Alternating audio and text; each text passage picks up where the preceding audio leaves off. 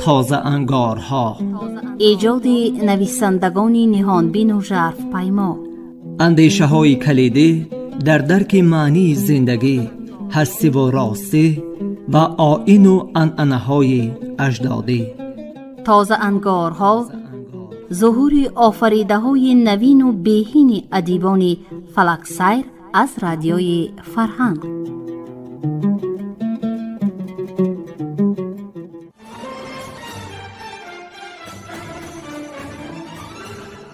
سلام شنوندگان گرامی، حالا خوانش بدیعی را از روی قسم دوم رمانی تاریخی سروی سنگ تومیر خواجه در قرائت مؤلف بشنوید. آغاز گفتار ششم.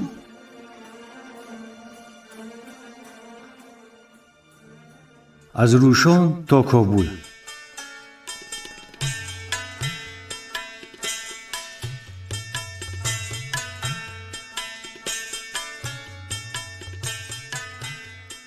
شب اول را در ماه می گذراندند. صاحب نظر قلندر این ده را مخصوص به خاطر دیدار شیخ منصور نام دوست دیرینش انتخاب نمود. منصور آنها را روز دیگر هم مهمان گرفت و با عزت و اکرام و تحفه و توشه گسیلاند. حتی اسب هم دادن خواست، ولی صاحب نظر قبول نکرد. گفت که در پیراهه‌های تیغ پرتای درواز اسب نداشته باشند بهتر. بجز تربه های سبک و کمان خیر محمد دیگر باری هم نداشتند. شیخ صاحب نظر همسفر چست و چالاک برآمد. صفتی را که دارابشاه و خیر محمد از وی انتظار نبودند.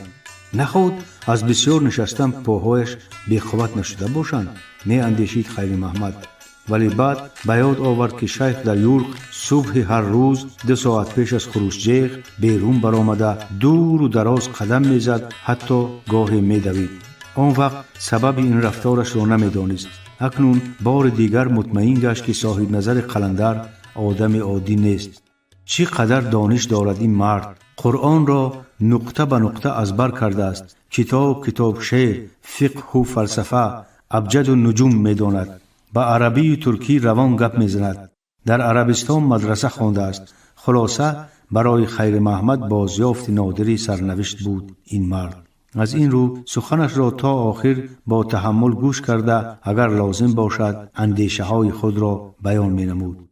خیر محمد که در مذهب خود دانش خوبی داشت، گاهی مسئله مطرح نموده شیخ را از نظر خود شرح داده او را به بحث می کشید. مثلا اگر شیخ می گفت که نور خداوند در آدم و تمام اشیای عالم تجلی دارد و باز به او برمی گردد، خیر محمد ابراز می نمود که مظهر نور خدای تبارک و تعالی امام زمان است و انسانها تنها از طریق شناخت وی به سعادتهای دنیوی و اخروی رسیده می توانند. اما شیخ به هیچ وجه این عقیده را قبول نداشت و در شناخت حق تعالی آیات و روایات بسیار قطار می کرد. دارابشاه نه گپ شیخ را می فهمید نه گپ خیر محمد را. وقتی که بحث سر می زد اول می کوشید که از آن سود بگیرد. وقتی که خسته می شد میان گپشان می در آمد و می گفت خداشناسی آخر ندارد ولی هیزم هم لازم است. از این لطف همسفرانش می خندیدند و به مناظره نقطه می گذاشتند. این تدبیر شوخی آمیز هم محصول اندیشه دارابشاه بود. روزی در یک رباط سر راه مباحثه دوستان به تندی کشید. سر او ورم کرد. از خشم میخواست هر دو را کله به کله بزند. بناخواست لطیفه‌ای که در محبس از بندیشاه شنیده بود به یادش آمد. 2 دست به هوا برداشت و گفت ارو به من هم یک گپ اجازت دهید. شیخ و خیر محمد مباحثه را قطع کرده حیران به او نگریستند. بگو ناراضیانه اجازت داد صاحب نظر. یک دهقان برای ایزم به جنگل رفتن خواست است. در راه چند بیکار تگ درخت نشسته چخچخ میکردند. وی را هم جیغ زدند که بشین. گپ مردکا از خداشناسی بود است. دهقان چند بار خیستن خواست، آنها نماندند. روز بیگاه شده است که وی هم دیگر طاقت نکرده است و خیسته گفته است بچه‌ها این خداشناسی آخر ندارد، لیکن ایزم هم در کار. این لطیفه به صاحب نظر سخت پسند آمد و من بعد هر باره که دارابشاه به زبانش می آورد ذوق می کرد و دامن خیر محمد را سر می داد. از همنشینی با شیخ دارابشاه پارسی یاد گرفت و به او مهر بست. شیخ هنوز در یورغ به وی پدروار مناسبت میکرد. شاید برای آنکه دارابشاه جوان ساده فعل، راست قول و درستکار بود، ولی یک خصلتی در نظر خودش نیک، در نظر دیگران بد، حسنش را میکاهاند. ذره تاب و طاقت تنقید قوم و دیارش را نداشت. خاص بر این در می گرفت و اختیار از دست می داد. به این سبب صاحب نظر قلندر در حضور وی درباره روشان و شغلان فقط سخن نیک می گفت. این به دارابشاه می فارید. راه از درواز تا سالنگ 11 روز طول کشید. وقتی که در رههای خوشمنظره پشت سر ماندند و همسفران به تحتش فرآمدند، دارابشاه و خیر محمد به چشم خود دیده باور نمی کردند که دنیای خدا اینقدر فراخ بوده است. اول هوت باشد هم 4 طرف میسه دمیده و از سبزی طبیعت چشم راحت می کرد. حتی در بعضی جاها درختان زردالو با گلهای بروقتی خودنمایی داشتند. آنها دشت ناپیدا کناری را در نیم روز پیموده به وادی فراخ دامن رسیدند. دهه‌های آباد، کشتزاران وسیع، باغ‌های خرم سیردرخت فرسخ به فرسخ همدیگر را عوض می‌کردند. طبیعت به استقبال عروس بهار پیراهن نو به بر می‌نمود. از روی حساب ما امروز روز 3 خرامز است. به دارابشاه روی آورد خیر محمد. در روشان موسم شمال و ترمه سر شد. در اینجا کشت و شدگار. چی مملکت خوشهوایی بوده است خراسان. اینجا بد نیست، لیکن روشان خودم بهتر. گپی راست خیر محمد به جوان نفارید. شمال می گذرد، ترمه آب می شود، چی بدی دارند آنها؟ من برای مقایسه می گویم. از غرور ناجای دارابشاه به لب خیر محمد تبسم دمید. این دیار هم برای ما بیگانه نیست. پیرمان ناصر خسرو از همین جاست. براستی چهره دارابشاه کشاد و نگاهش به گرد و اطراف یک بار دیگر گشت. پیر از همین جاست؟ آره، خودش فرموده است. سلام کن زمن ای باد مر خراسان را، مر اهل فضل و خرد را، نه عام و نادان را. خبر بیاور از ایشان به من، چو داده بوی ز حال من به حقیقت خبر مر ایشان را. مرا مکان به خراسان زمین به یمگان است، کسی چرا طلبد در سفر خراسان را. صاحب نظر قلندر که پیش آنها می رفت قدم سوس کرد و پرسید: خوب است که در ناصر خسرو هم مطالعه داری. دیگران کوهند، او قله. ببین چی نغز می گوید: مرادی خدای از جهان مردم است، دیگر هرچی بینی در او سرسری است. نبینی که بر آسمان و زمین، مرو را خداوندی و مهتری است. خداوند تمییز و عقلی شریف، خداوند تدبیر و قولاوری است. متابه پسر سرز فرمان آنک، از اوت این بزرگی و این سروری است. به طاعت بکن شکر احسان او، که این داد نزدی خرد عمری است. خیر محمد حیران موند. هیچ گمان نداشت که شیخ درباره ناصر چیزی میداند زیاده از آن شعرش را خوانده باشد، چون که تا حال درباره اش حرفی به زبان نآورده بود. شیخ، گمان نداشتم که از شعر ناصر هم بهره داری، گفت با آهنگ منتداری خیر محمد. در منتخانه از او حرفی در میان نآوردی؟ کسی نپرسید، من هم نگفتم. نه تنها از ناصر بلکه از مولای شما هم چیزی میدانم که مریدانش نمیدانند. خیر محمد و دارابشاه را گویا برق زد که از راهگردی باز ایستادند. تو از وی چی میدانی؟ سوال کرد دارابشاه. بسیار چیز. به کابل برسیم میگویم، حالا موردش نیست. کی میرسیم؟ نماز شام یا خفتن؟ شب میرسیم بگو. به گپ همراه شد خیر محمد. شما رو راست به خانه خود میبرم. خاطر همسفرانش را جمع کرد صاحب نظر. چی قدر لازم باشد میایستید. خیر محمد اظهار منتداری کرد. الله تعالی گذشتگانت را بیامرزد. بسیار انسان نیک هستی. 2-3 روز بیستیم، آن طرف راهمان را میابیم. 100 سال بمانید هم اشکال ندارد. در کابل 2 حولی کلان دارم. یکیش همیشه در اختیار یار و دوستان است. من گمان کردم که تو هم من بر این یک آدم فقیر هستی. حیرتش را اظهار کرد دارابشاه. گمانت صحیح است. پدرم بازرگان بزرگ بود. این همه میراث اوست. من از دنیا دست کشیدم. چرا؟ پرسید خیر محمد. تن و جان را بر رضای حق و رونق دین در دادم. هر چی دارم در همین راه صرف می کنم. عیال و فرزند داری؟ کنجکاوی کرد دارابشاه. البته دارم، پاسخ داد شیخ و بعد سکوت اضافه کرد: ان شاء الله خویش و تبار تو را هم پیدا می کنم. کدام خویش و تبار؟ در روشن گفته بودی که آنها را به کابل برده فروختند، یا دروغ گفتی؟ شیخ و نخود دروغ گویم. در بازی او خواهرم را حقیقتا به کابل بردند. نامش چی بود؟ مرجان. زنده باشد ان شاء الله وی را میبینید. دارابشاه از خرسندی تاقیش را به آسمان پرتافت و باز ماهرانه قپید. صاحب نظر و خیر محمد با ذوق خندیدند. بیگاه روز دیگر به کابل رسیدند. هنوز به شهر وارد نشده از بسیاری آدم که سواره و پیاده به هر سو می رفتند روشانیان به حیرت افتادند. مگر عید است که مردم غلبه دارند؟ پرسید دارابشاه. نه، روز مقرری است، پاسخ داد شیخ. کابل شهر بزرگ شاهنشین است. هر قریه‌اش صدها لق باشنده دارد. اینهایی که می بینید مردم صحرائی اند که به شهر آذوقه می برند و آن را سودا کرده باز به دهه های خود می روند. هر روز از 4 جانب دهها کاروان به کابل می درآید و خارج می شود. کمانم را پناه کنم؟ جانب دروازه اشاره کرده پرسید خیر محمد. ضرورتی ندارد، به من و شما دقت هم نمی دهند. پاسبانان تنها کاروانیان را تفتیش می کنند. وقتی که به شهر در آمدند از بسیاری آدم و غلاغله آنها سر مسافران کوهستانی چرخ زد. حتی خیر محمد پرطاقت نیز بی‌ضابطه گشت. چیز اولی که مشاهده کردند سیاه جردگی و سیر حرکتی خلق بود. صورت و لباس آدمان هم عجایب میتافت.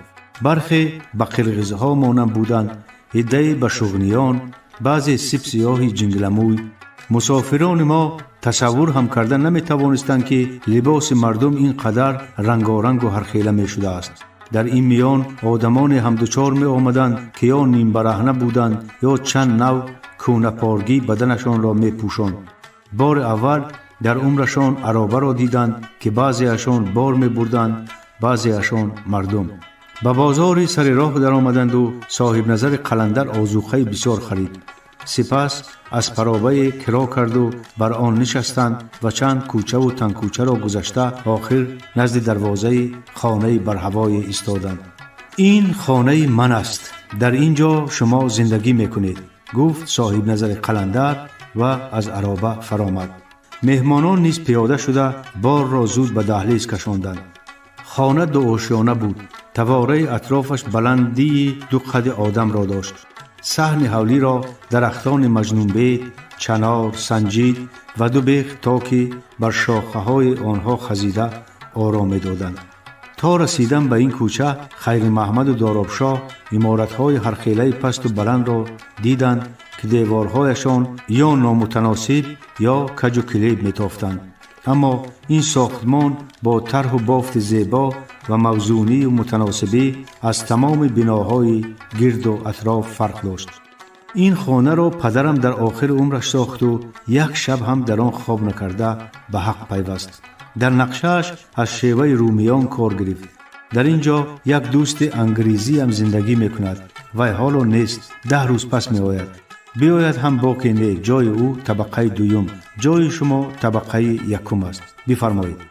صاحب نظر مهمانانش را به خانه در آورد. آن از دهلیز، آشخانه و 2 حجره فراخ گچکاری قالین فرش عبارت بود. هر حجره جیوانهای چوبین گرانبها و میزهای پستی سرخ شتاب داشت که دارابشاه و خیر محمد حتی چی بودنشان را نمیدانستند. خواهید علاهیده، خواهید در یک حجره جای گیرید. پس از نشان دادن حجره ها مصلحت داد صاحب نظر قلندر. پس از ساعت خدمتگارم می آید و در اختیارتان خواهد بود. حالا نان بخورید و استراحت بکنید. من فردا پس از ظهر می آیم. مهمانان شگفت زده صاحب خانه دریادل را گسیل کرده به تماشای حولی پرداختند. مهربانی همسفر کابلیشان گویا کوفت راه را هم برآورده بود.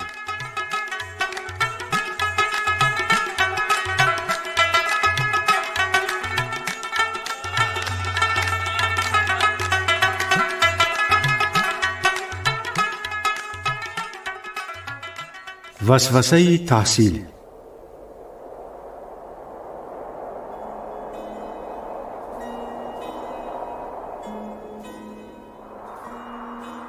ماه میزان نیم نشده، نفس سرد زمستان باز به غند بالا رسید. در اینجا برف یک باره نمی بارد. آن از سر قله های ابداً برفپوش چون سال خوردگان کم قوت دم گرفته و هر قدمش را شمرده تدریجاً پایان می فراید.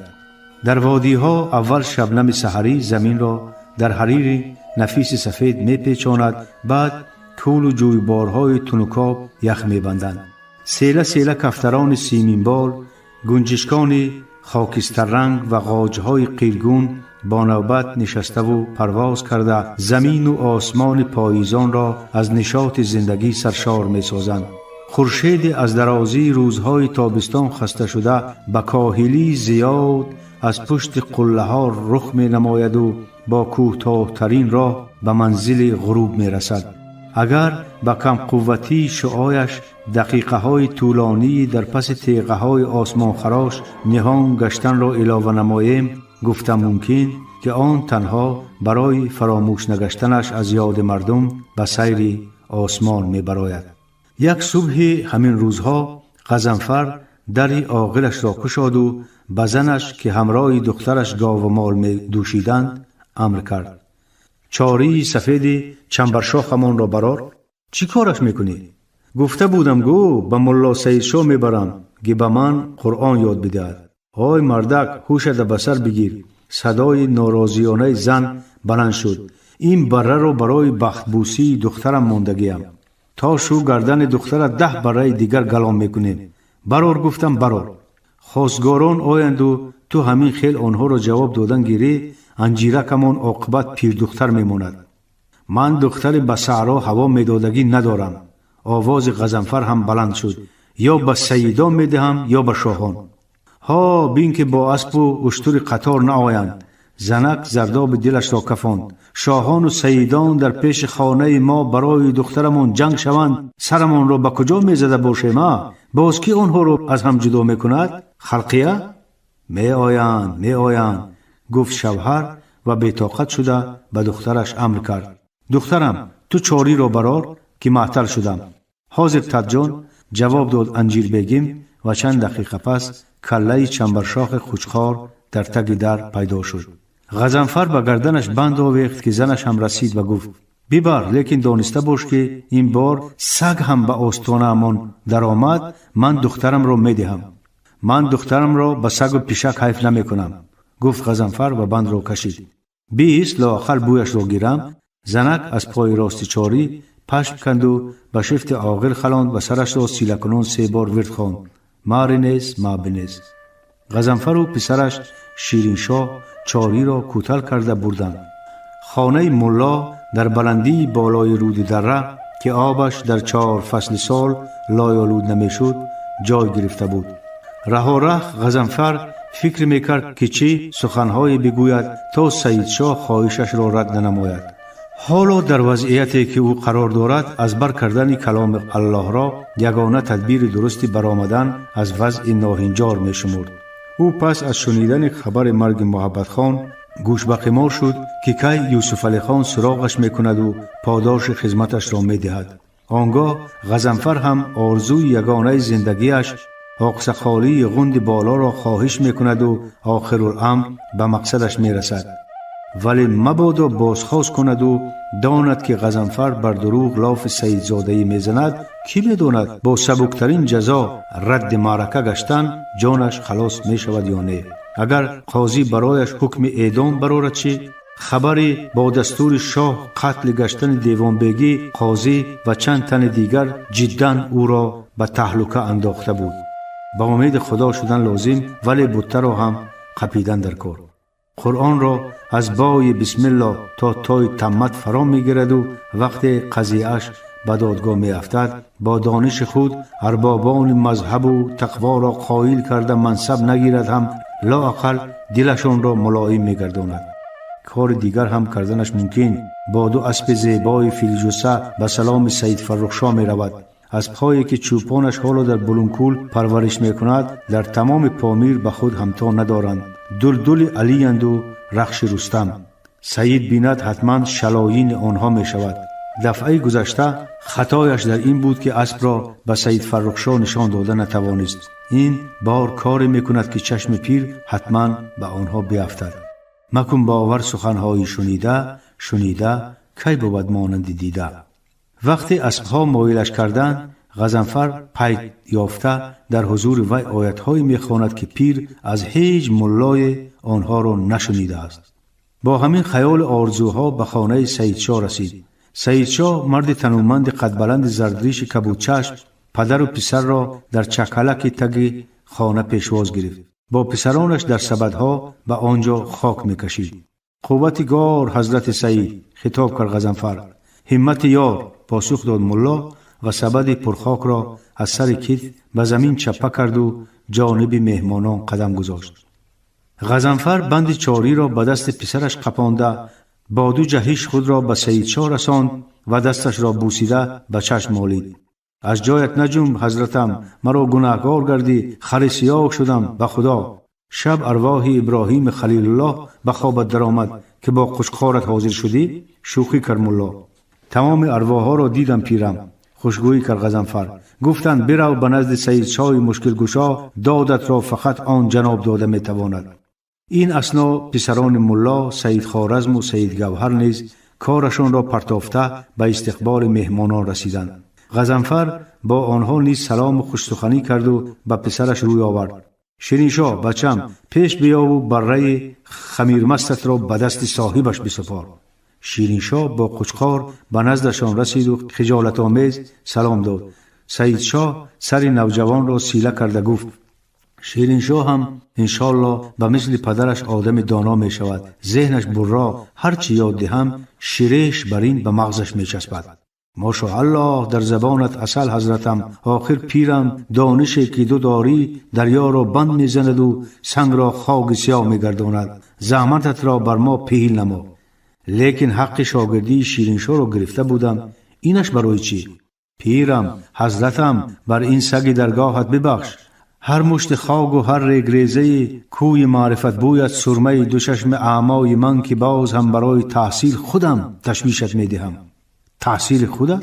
ملا از حیرت طاقی از سر گرفت و دو سه بار به کف دستش زد. امک تو خواندی کو؟ به گپ همراه شد سید خوارزم. هم سبق من بودی؟ حق است راست، پاسخ داد غضنفر. از پیر دستگیرم حضرت سید شاه عالی نسب که دریای بی پناه علم و دانش خداوند عز و جل می باشند خواندن و نوشتن و 30 پاره قدسی را یاد گرفتم که 1000 سال هم در روی جهان زندگی کنم یک نقطه آن را جبران کرده نمی توانم. اما حالا می خواهم قرآن گلن در سینه ام باشد. حیرت بی انتها حاضران را فرا گرفت. پیشنهاد غضنفر برای سید شاه چنان ناگهانی بود که باز طاقی از سر گرفت و این مرتبه چند بار بر سینه کوفت و گفت خواندن کلام خدا البته بزرگترین ثواب است، ولی به این تشویش هایی که تو داری آیا کلت قبول میکرده باشد؟ این طرفش را فکر نکنید پیرم. از دیدار مبارکتان بی نصیب شوم اگر در تحصیل کوتاهی از من براید. از مزدتان بی پروا باشید، برای این کار 2 گوسفند را استایاندم. غضنفر در حالی که سخن می گفت 2 دست سید شاه را قپیده گاه بر سینه می نهاد گاه بوسه می کرد. خیر بسیار اشتیاق داشته باشی از روز سه‌شنبه آمدن گیر. تصدق پیرم، خود حاضر سرگونیم چی؟ طبق کتاب شغنانی آغاز تحصیل در سه‌شنبه مبارک است. حالا به خانه می درایم. خواهرت چرب و کلچه وعده کرده بود. واه واه واه، چه خوشبختی است ناخوردن از دست ولعمت شما. این خیل دست به مزه را نه در نیروباد دیدم نه در فیض آباد. رفتیم. غضنفر گویا صاحب خانه باشد پیش در آمد. دیگران دنبالش را گرفتند.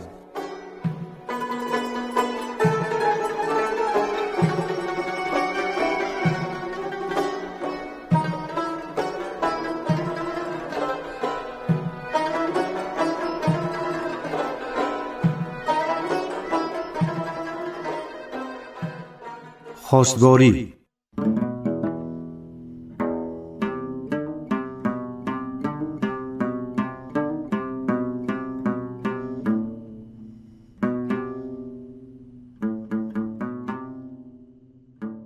یک روز پیش از رفتن به خواستگاری سید فرخشاه به سوچان چاپار فرستاد که عوضبیک را به حضورش رساند.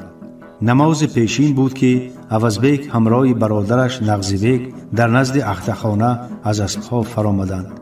پیر به استقبال مریدانش با آغوش باز برآمد و هر دو را به ایوان درآورده سر دستارخوان شناند.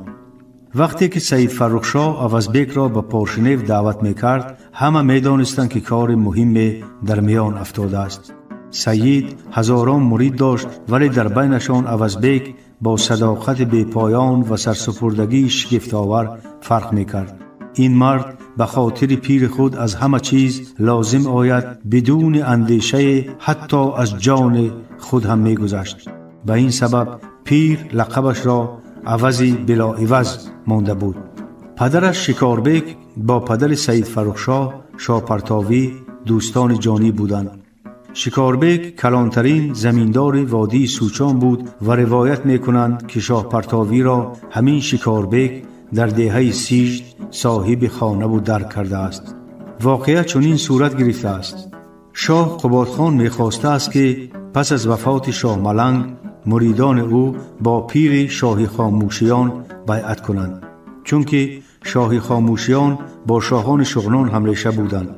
ولی در راه این مقصد شاه پرتاوی که بنه دهه کرانج دهکده دیمرغان بود سدی راهش گشت. او رسما پیر اعلان نشده باشد هم با دانش و ذکاوت کم نظیر خود پیشوای مریدان شاه ملنگ بود. شاه با چنین حال مراسا کرده نتوانسته به بهانه مال و ملکش را ترکه و او را با اهل خانواده‌اش از جمله سید فرخشاه که آن وقت 10-12 سال داشت به غن بدرغه می فرماید. بدرغه شدگان شب در دهه باغیف در خانه شکاربیک لنگر می پرتایند. شکاربیک که جوانمرد ادب پرور بوده است، به مناسبت به منزلش تشریف آوردن همپیره و دانشمند شهرتمند شغنان زمین ضیافت کلان آراسته به آن خادمان مذهب و اهل ادب دهه خود و چند روستای نزدیک را نیز دعوت می نماید. هنگام صحبت صاحب خانه از شاه پرتاوی به چند سوالش جواب می جوید. از جمله می پرسد: آخوند، من پدر به بابا پاسبان قلعه استانبولم. تا 100 سال پیش قلعه پناهگاه خورشید پرستان بود و ما آتش تازه کنی آن. مردان قوممان موی دراز می ماندند. استانبول را مسلمانان خراب کرده کافر قلعه نام گذاشتند. خورشید پرستان مسلمان شدند. فرمودند که پیوسته سر بتراشیم، چون در اسلام روا نیست که مرد موی سر داشته باشد. ما هم مسلمان شدیم، اما اهل دیار مرا برای موی درازم مذمت میکنند. میگویند که تو مسلمان نیستی، لیکن من سرم را تراشم خود را بسیار ناراحت حس میکنم، به درجه که گویا کله آدم بیگانه را به گردنم شنانده باشند. آیا گپ مردم درست است؟ مطلقا نادرست، جواب میدهد دانشمند. مسلمانی به لباس و ریش و فش یگان مناسبت ندارد. هر قومی را در عالم موافق تقاضای اقلیم و رسوم لباس و نمود است. از تراشیدن و نتراشیدن موی ایمان کس نه کم می شود نه زیاد. ایمان را فقط آموزش علم و بجا آوردن فرضیات دینی تقویت می بخشند. شکاربیک به اهل مجلس غالبانه نگاهی افکنده با سوال می دهد: آخوان، یک دوست قرغیز دارم، خیلی وایاب است. روز بینمان بحث افتاد و او گفت که مردم شما به سبب اعتقاد داشتنش به آن که پس از مردن جان انسان به جسم حیوانات می درآید مسلمان نیست. در حقیقت هم دانایان مذهبمان ما را می ترسانند که اگر آدم بد باشیم بعد مرگ جانمان به جسم یگان سگ و گرگ، مور و ملخ یا مار و کربش می افتد. دعوای دوستم درست است یا نه؟ دوستت درست می گوید. از جسم به جسم وارد گشتن جان را تناسخ گویند. دین ما تناسخ را انکار می کند. انسان با همان جسم و جان خود روز رستاخیز در نزد خداوند حاضر می شود. با فکر من ملاهای ما برای بیم دادن مردم و هدایتشان به سوی نیکی و احسان چنین شیوه را به کار می برند. خلق عادی رستاخیز را آنقدر روشن تصور کرده نمی تواند، ولی چون فکر می کند که برای کردار بدش در زندگی دیگر به کژدم یا مار تبدیل می یابد، دست از بدی باز می دارد. پس خلیفه ها مردم را گول می زنند. وظیفه خلیفه تربیه مردم است. وی به هر کس موافق دانش و ظرفیتش گپ می زند. به یک عام ابداً یک عمر درباره تناسخ واعظ بخوانی از دو سر چیزی نمی فهمد. لیکن اگر خلیفه گوید که برای دزدی پس از مردن موش و برای زنا خوک می شوی، این گپ را حتما به گوشش می گیرد. پس چون نیت خلیفه ها نیک است، ظاهرا کارشان نادرست ولی عملا درست می باشد. از چنین آسان حل گشتن مسئله هایی که شکاربیک را چند سال باز عذاب می دادند، نه تنها او بلکه تمام حضار مجلس به حیرت افتادند و بر عقل و ذکاوت مهمان آفرین خواندند.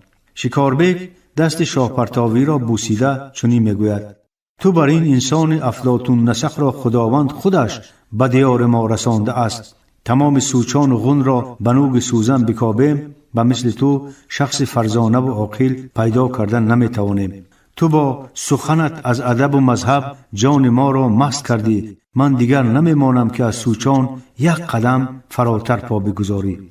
شاه پرتاوی پاسخ می دهد که ای مرد صاحب دل، به غضب شاه گرفتار نمی بودم، در کرانج خودم می ایستادم.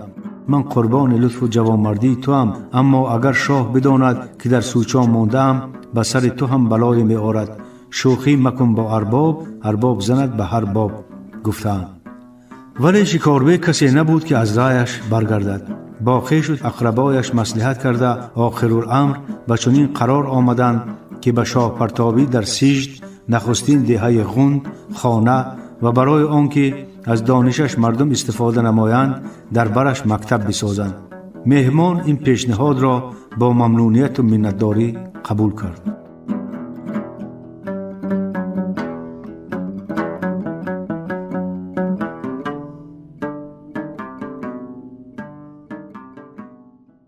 پایانی گفتار ششم.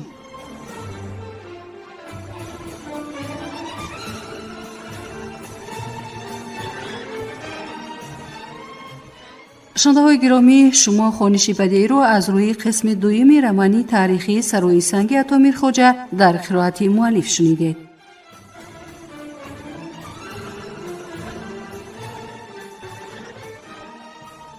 برنامه را برایتان کارگردان زبدالله جان محمد آماده و پخش کردند. سلامت باشید.